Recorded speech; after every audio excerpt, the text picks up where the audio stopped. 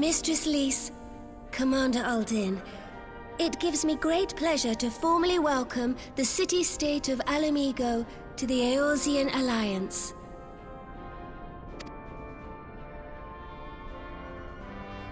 The pleasure is ours, Your Grace. I know I speak for all Alamegans when I say that we are glad of this chance to stand with our comrades of the Alliance. And we, for our part, are glad indeed to be able to welcome friends both old and new. Lord Hien of Doma, at your service. Pray, accept my heartfelt thanks for your generous invitation. Nay, 'tis we who must thank you for journeying so far. And 'twould be remiss of me not to acknowledge the part the Scions of the Seventh Dawn have played in bringing all of us together. In times of great unrest, you and yours have been our constant companions, without whom we would not be here. With apologies to Lord Hien and Mistress Alisaie, it occurs to me that we have not gathered in this way since that fateful day in Uldar. The day I lost my arm and my freedom. As I lay in my cell, never did I dream that I would one day be given the chance to represent my homeland at this council. I would not even be alive had you not plucked me from the jaws of death. You, Yugiri, and Alphino. Would that the lad could be with us.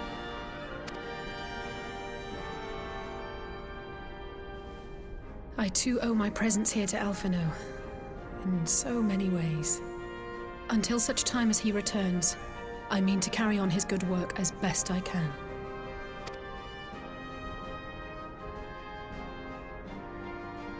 Come, friends, let us leave the past in the past and turn our eyes to the future.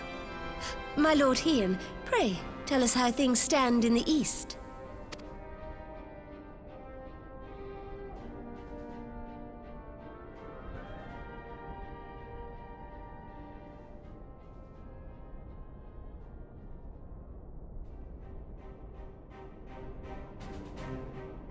Having heard the rumors of dissent in Garlemald, I dared to dream of a peaceable solution.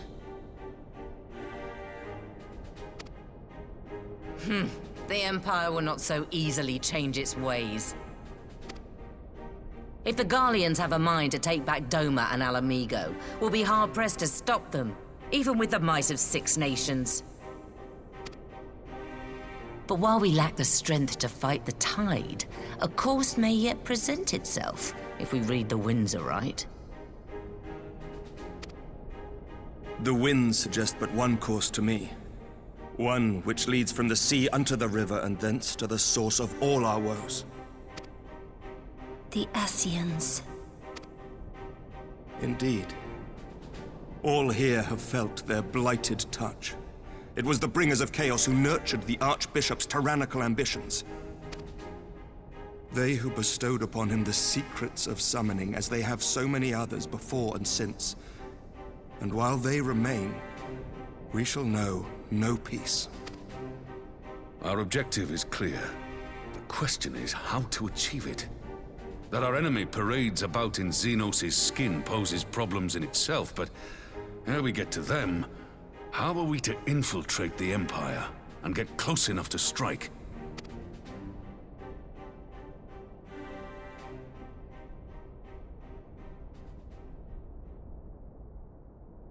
While I see the wisdom in targeting the Ascians, an assassination attempt on Garlean soil would do little to aid our cause, even were it to succeed.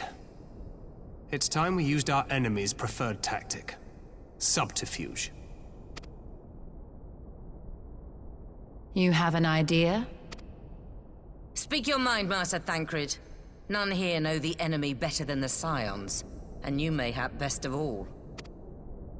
Whatever it is you propose, we will give it fair hearing. On that you have... Very well, Admiral. My proposal is thus. We dispatch the shinobi to Imperial territory. There, they sow the rumor that the Crown Prince perished in the battle for Alamigo. and that the man parading around is in fact a corpse inhabited by a servant of darkness.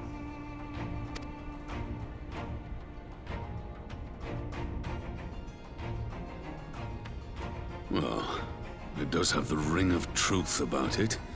And were the Garleans to learn that their future ruler is a puppet, the Empire would be shaken to the core. But at the risk of sounding stupid, would they actually believe such an unlikely story? I didn't. Ordinarily not. But prior to his miraculous recovery, rumors of Xenos' death had already begun to circulate around the Empire. Ultimately, however, what the masses believe is not our chief concern. Our true objective is to create an opening for rival factions within Garlemald to exploit.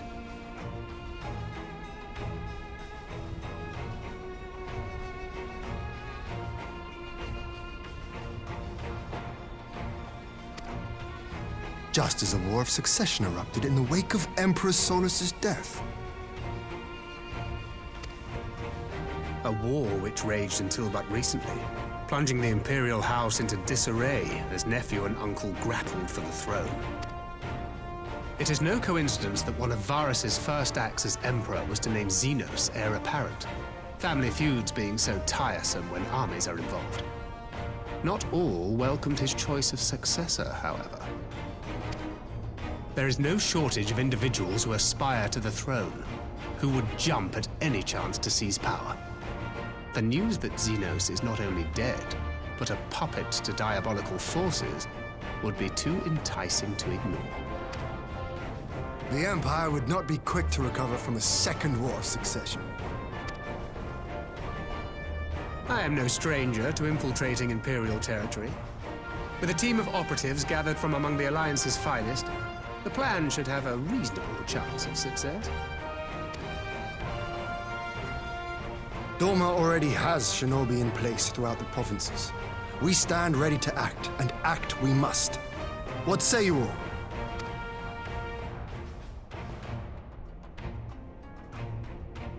I'm for Master Thancred's proposal. We shine a light upon the Ascian and test the Empire's unity. 'Twas his plot that scuttled Doma's negotiations, was it not? Why then, if we can eliminate him, there may yet be a chance for peace. Let us wage this war of subterfuge, that we may one day lay down our arms. Gods know we never will while the Ascians remain.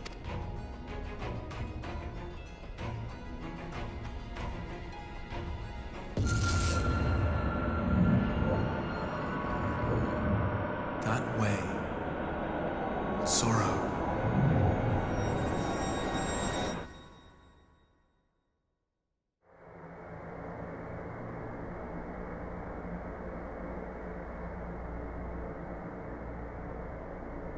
History must be changed.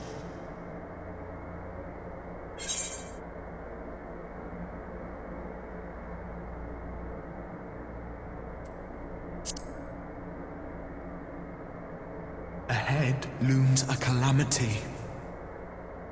Ahead looms light, expunging all form and life. Twin dooms only you can forestall. Only you. What's the matter?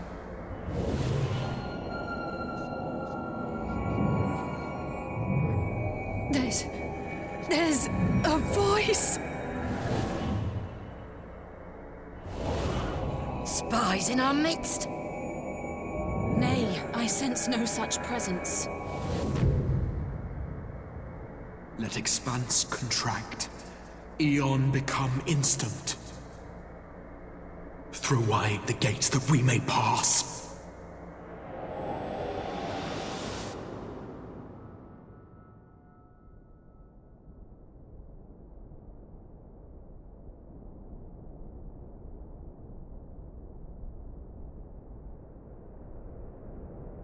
Is it over?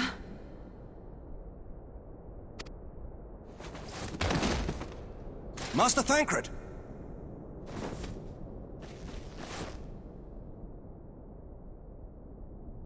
12 for Fend. Bear him to a private chamber. Have every healer make ready. Swiftly!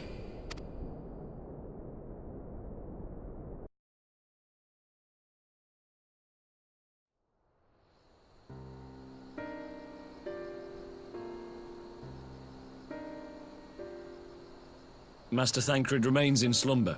Though his vital signs appear stable, he's unresponsive.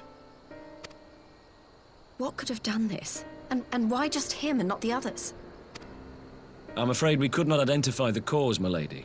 Our examinations revealed no wounds, nor the presence of any poisonous substances. Gods, that only makes it worse. You're to let us know the moment there's any change, all right?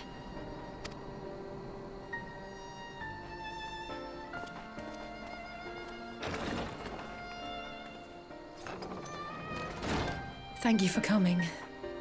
Knowing Thancred, he would apologize for being otherwise engaged at so crucial a juncture. In gifting us a course of action, Thancred sowed the seed of all that is to follow. We have but to nurture it as best we can. To him, I would say, rest easy, that he may wake to enjoy the fruits of our labors. Now, the matter of the mysterious voice must not be forgotten. Will you tell me exactly what happened? Alize and I heard a voice in the moments before Thancred collapsed. It was accompanied by a severe headache, as if something were clutching at our minds. Did you experience the same thing?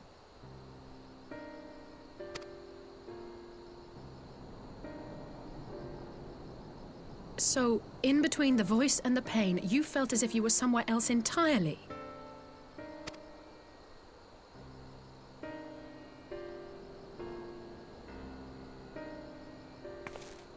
Your testimony confirms my suspicion. That which you experienced was, I believe, your soul being plucked from your flesh.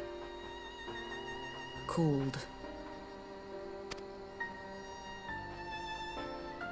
Called? I myself examined Thancred. Reach out as I may, I could not sense in him the spark of life that is his soul.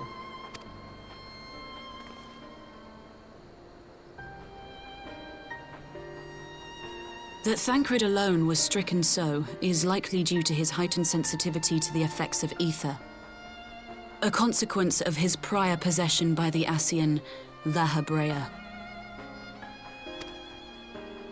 The owner of the voice, whoever it may be, reached out to you, called your souls, and in so doing, caused you and yours such pain. But if that's true, where exactly are we being called to? I know not. Yet one thing is plain. Whoever waits for you on the other side is possessed of a power unlike any I have ever known.